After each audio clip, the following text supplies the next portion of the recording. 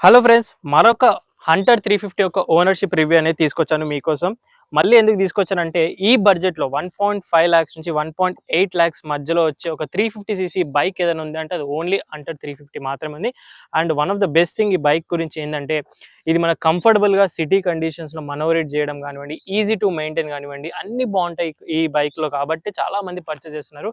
మరొక ownership review అనేది తీసుకొచ్చాను మీకోసం. సో ఇలాగే మీరు కూడా మీ బైక్స్ కానీ, కార్స్ కానీ మీ ఎక్స్‌పీరియన్స్ కూడా మన ఛానెల్‌లో షేర్ చేసుకోవాలి అనుకున్నట్టయితే జస్ట్ మీరు bike cuts boy Telugu official page Instagram ఉంటుంది. మీకు అక్కడ డీఎం చేయండి, మనకు మెసేజ్ చేయండి. నేనే మీ వరకు వస్తాను. హైదరాబాద్‌లో ఉన్న ఎక్కడ లొకేషన్ అయినా కూడా నేనే వస్తాను. లేదంటే వాట్సాప్ నంబర్ కూడా స్క్రోల్ చేస్తున్నాను. మీరు వాట్సాప్ కూడా చేయొచ్చు. సో ఫస్ట్ ఈ బైక్ యొక్క ఓనర్ వచ్చేసి యువాన్ మన దగ్గర ఉన్నారు. Hi bro. హాయ్ అందరికి. రండి ఒకసారి బైక్ దగ్గర రండి. చెప్పండి మీరు ఏం చేస్తుంటారు? బ్రో నేను వచ్చేసి నా పేరు యువకిషోర్ బ్రో. ఓకే. నేను ఇప్పుడు ఎంబీఏ మార్కెటింగ్ ఫీల్డ్ లో స్టడీస్ చేస్తున్నాను. 1.5 ఇయర్ అవుతుంది బ్రో బైక్ తీసుకొని.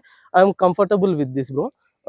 నాకు మైలేజ్ వచ్చేసి ఒక 35 సిటీ రైడ్, 35 దాకా ఇస్తుంది. నువ్వు థ్రోటల్ ఎక్కువ ఇచ్చినప్పుడు మనం అది ఫ్యూయల్ అనేది చాలా కన్సంప్షన్ ఎక్కువ తీసుకుంటుంది.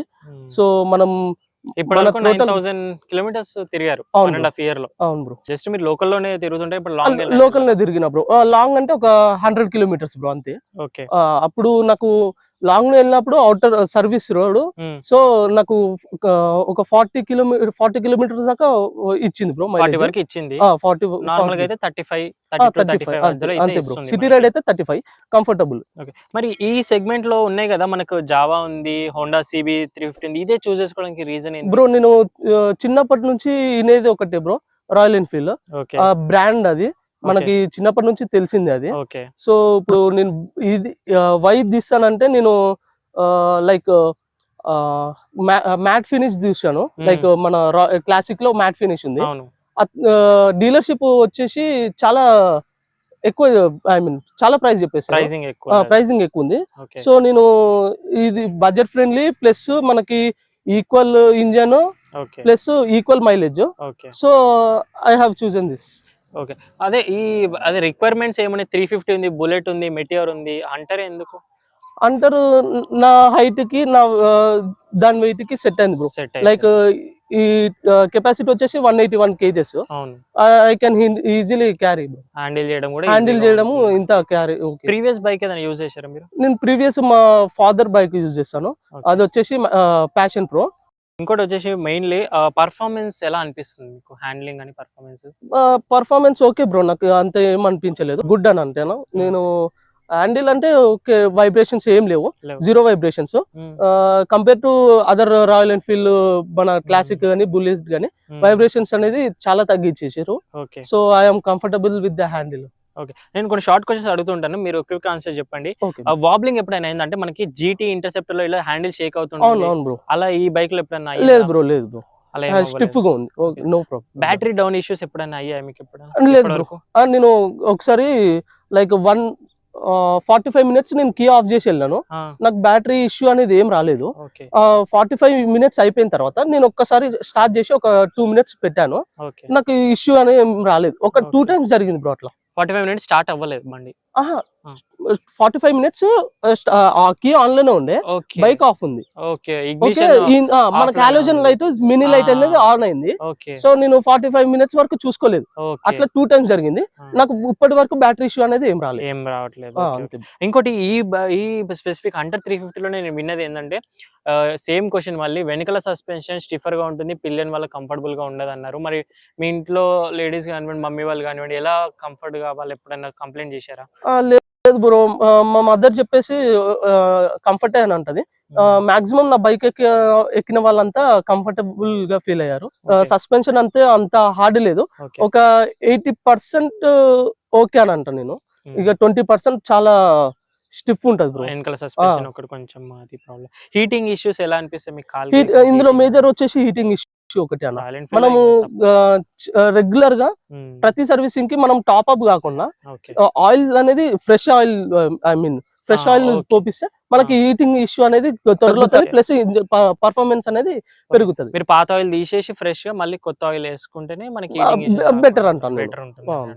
బ్రేకింగ్ ఇప్పటి వరకు మీకు?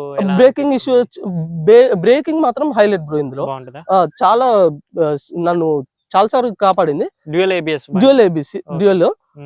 నేను బ్రేకింగ్ అనేది నేను మొత్తం బైక్ తీసిందంటే బ్రేకింగ్ మీదనే నమ్మకం ఉంది నాకు. Okay okay okay. ఇంకోటి లాస్ట్ క్వశ్చన్ వచ్చేసి మనకి ఇందులో ర్యాపిడ్ ఫైర్ లాలో మనకి క్లాసిక్ కానివ్వండి, మెటీరియల్ ఎడ్ చేస్తే బుల్లెట్ కానివ్వండి కొంచెం గ్రౌండ్ క్లియరెన్స్ తక్కువనే ఉంటుంది. అవును బ్రో. మీకు ఎప్పుడైనా కింద తగిలిన స్పీడ్ నాకు 2 times జరిగింది బ్రో. మెయిన్ ఈ సంప్ గార్డ్ కాకుండా మనకి సైలెన్సర్ లో వెల్డింగ్ అనేది ఉంటది కదా, ఆ అటాచ్మెంట్ దగ్గరనే తగిలింది. నాకు సంప్ గార్డ్ అనేది తగలలేదు. అప్పుడు మరి ఏమైనా ఇష్యూ ఏమైనా అయిందా? ఇష్యూ అంటే ఏం లేదు బ్రో. ఫస్ట్ ఒకసారి స్టార్టింగ్ లోనే తగిలితే మనకి ఇక్కడ హెడ్ దగ్గర ఉంది కదా, సైలెన్సర్ హెడ్ దగ్గర కొంచెము ఐ మీన్ సౌండ్ వచ్చింది.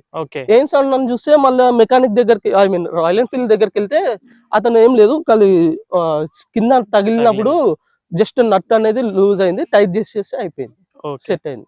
మీరు తీసుకున్న డీలర్ ఎక్కడి నుంచి తీసుకున్నారు? Tarun Motors bro. ఇక్కడ మన వనస్థలిపురం ఉంది కదా, వనస్థలిపురం కి సబ్ బ్రాంచ్ వచ్చేసి కర్మంఘట్ లో ఉంది.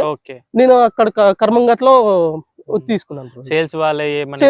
సేల్స్ సర్వీస్ రెండు వాళ్ళు ప్రొవైడ్ చేస్తున్నారు. మెయిన్ రాయల్ ఎన్ఫీల్డ్ ఏంటంటే సర్వీస్ సేమ్ టాటా మోటార్స్ లానే రాయల్ ఎన్ఫీల్డ్ కూడా సర్వీస్ ప్రాబ్లమ్ ఇష్యూస్, అంటే సర్వీస్ ఇప్పుడు మీకు ఫ్రీ సర్వీస్లలో అయిపోయి మీరు పేరుకి వచ్చారు, కాకపోతే ఎప్పుడన్నా 2 days పెట్టుకోవడం కానీ మంచి చేయకపోవడం కానీ సర్వీస్ వల్ల అలా చేశారు? లేదు బ్రో, నాకు నేను మాక్సిమం నేను సండేస్ వెళ్తాను.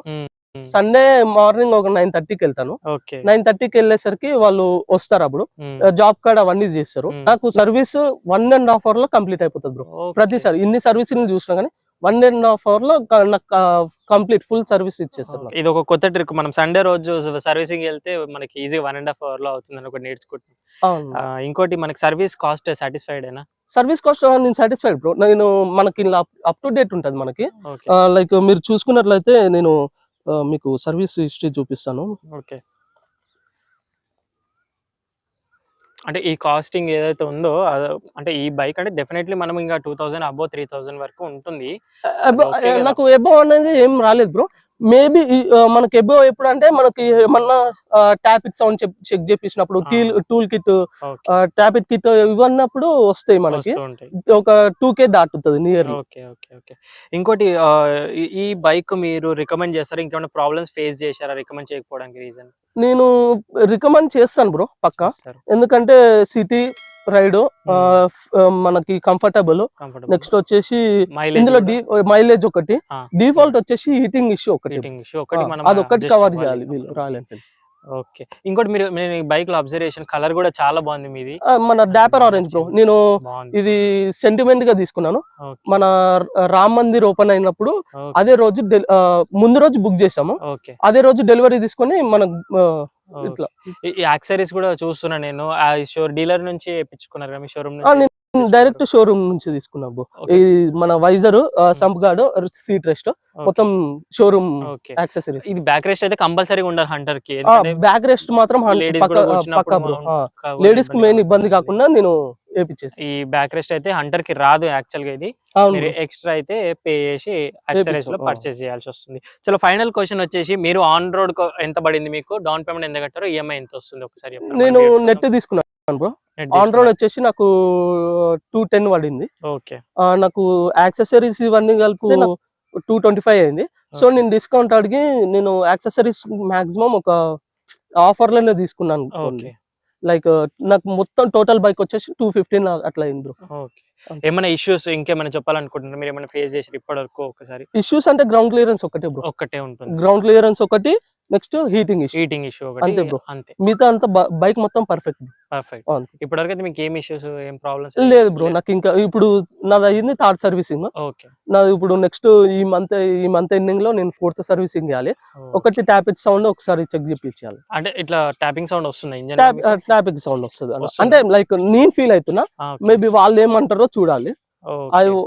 నేను స్టార్టింగ్ మనకు తెలుస్తుంది కదా బ్రో, స్టార్టింగ్ వెహికల్ ఎట్లా ఉంది, లైక్ నడిపించిన తర్వాత ఎట్లా ఉందని నాకు ఒక ట్యాపింగ్ ఒకసారి చెక్ చేపిస్తాను నేను. సో ఇది ఓవరాల్‌గా రివ్యూ వచ్చేసి మనకు హంటర్ 350 యొక్క ఓనర్‌షిప్ రివ్యూ అనేది ఇప్పటివరకు అయితే జస్ట్ ఒక హీటింగ్ ఇష్యూ, గ్రౌండ్ క్లియరెన్స్ ఈ బైక్‌తో తప్పితే డెఫినెట్‌లీ రికమెండ్ చేస్తున్నారు ఈ ఓనర్ గారైతే. డెఫినెట్‌లీగా మీరు పర్చేస్ చేయొచ్చు. అంత సూపర్ బైక్. ఇది సెకండ్ రివ్యూ మన ఛానెల్‌లో అండ్ పర్ఫెక్ట్ బైక్ అనే చెప్పాలి. ఇప్పటివరకైతే మేజర్‌గా ఏం పెద్ద ఇష్యూస్ అయితే లేవు. సో ఇలాగే మీరు కూడా షేర్ చేసుకోవాలి. మీ రివ్యూ కార్ కానివ్వండి, మీ ఇంట్లో బైక్స్, మీ ఫ్రెండ్స్‌వి ఏదైనా సరే హైదరాబాద్‌లో ఉన్న వాళ్ళకి ఇది ఒక ఆఫర్ అనే చెప్పాలి. నేనే వస్తాను మీ దగ్గరికి. జస్ట్ మీరు వాట్సాప్ నంబర్‌కి మెసేజ్ అనేది చేయండి. ఇన్‌స్టాగ్రామ్‌లోనే మెసేజ్ చేయండి. So thank you so much for watching. See in the next video. Bye. Take care. Mask వేసుకొని అండ్ రెగ్యులర్ సోషల్ డిస్టెన్స్ పాటు అలాగే రైడ్ చేసే వాళ్ళందరూ స్టాండర్డ్ హెల్మెట్స్ వేర్ చేయండి. డ్రైవ్ చేసే వాళ్ళందరూ సీట్ బెల్ట్స్ వేర్ చేయండి. Signing off. మరి నేను మీ బైకర్స్ బాస్ అని. See in the next video.